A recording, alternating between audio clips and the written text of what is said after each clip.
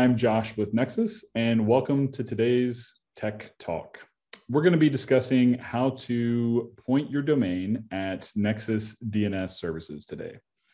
So let's talk first about what DNS is. DNS just stands for domain name servers.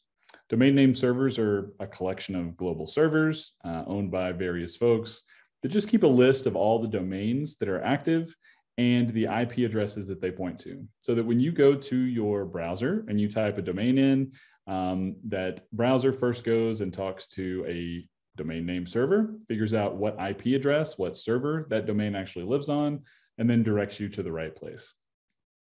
Now, we're going to talk specifically about using Nexus DNS servers, and we would highly encourage you to do that for a couple of reasons.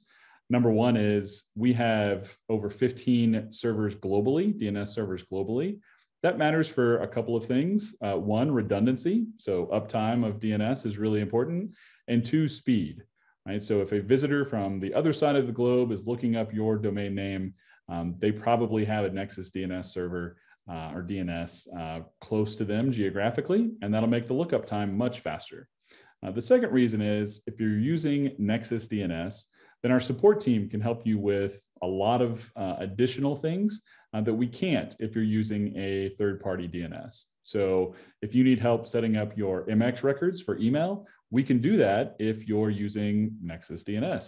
Now, the first thing you want to do when setting up your DNS is actually go into your client portal, so portal.nexus.net or my.nexus.net, log in, and at the home screen, on the left-hand side at the bottom, you'll see DNS, the DNS option. So you'll click there. Now, I've already set up DNS for my domain being joshdward.com. But if you don't, then you'll click the plus button here and say Add DNS Zone. Now, I'm going to go ahead and look at mine to show you what records I set up. You're going to need to set up your A record and your CNAME record. So you'll see here that I have an A record, joshdward.com, and it's pointed to a specific IP address. Now this IP I gathered from again, from my client portal on a WordPress package that I had set up. And so you'll copy that IP address and you'll hit the plus button. It already pre-populates the host name, and you'll just copy the IP address into that field and click Add. Then you'll come down to CNAME records, and you'll do something very similar. You'll hit the plus button. In host name, you'll actually change that to www.yourdomain, and then the alias will be just domain.com without the 3 W's. And again, you'll click Add. And so you'll see that I have that record here. So you want to make sure that you lay this groundwork before you actually go point your domain name to our DNS. Lastly, you'll want to make sure you find what your name servers are, what your Nexus name servers are. Now, it's really easy if you're on a dedicated bare metal package or you're on one of our cloud packages. Our name servers are just ns1 through ns4.nexus.net. Now, if you're on a shared hosting, a bare metal shared hosting server, then you'll find your name servers either in your welcome email, or you can reach out to our support team and they can provide those for you. So once you have your name servers and you've set up your A and C name records, your next step is to go into your domain registrar. Now, if you bought your domain name through Nexus, then you would go to OpenSRS. You may have bought your domain through GoDaddy or any number of domain registrars out there, and that's fine. You'll just want to log into their system. Now, every system is different. My domain is registered at Nexus through OpenSRS. And so that's what I'll be showing today, but very similar options, menu items, and steps if you have a different domain registrar. The first thing you'll do once you're logged into your registrar is click Domain Locking. And you want to unlock your domain. This is just a security feature that allows you to make changes. So you would click Disable and hit Submit.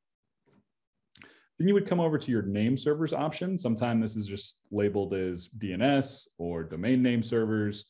In this case, at OpenSRS, it's labeled name servers. And this is where you'll type in your server host names. Again, cloud and bare metal clients, it'll just be ns1.nexus.net, ns2.nexus.net, so on and so forth until you get to ns4. If you're on shared hosting, make sure to grab those from your welcome email or from our support team. Once you save this configuration, make sure that you go back to domain locking and relock your domain name. Again, security feature, it'll just keep other folks from being able to make changes to your domain settings, which is super important. Now, once you do that, your domain is actually pointed at Nexus name servers. Your A record and your C name records are set up. The last step is just to wait. So sometimes it can take 24 hours for these changes to populate. In this case, when I set up these records, it took about 30 minutes for everything all the changes to propagate. So we usually suggest, if you're moving an existing domain, a live site from another hosting company to Nexus, we usually make these changes sometime during off-peak hours. So if people normally visit your site between the hours of 8 a.m. and 5 p.m., then maybe you want to change your DNS settings later in the evening, say 11 p.m. or midnight. Our support team is available 24/7 to help you with those changes at any time. And that's it for today's Tech Talk. Thanks so much for watching. Please like, subscribe, follow us on social, and stay tuned for more Tech Talk from Nexus.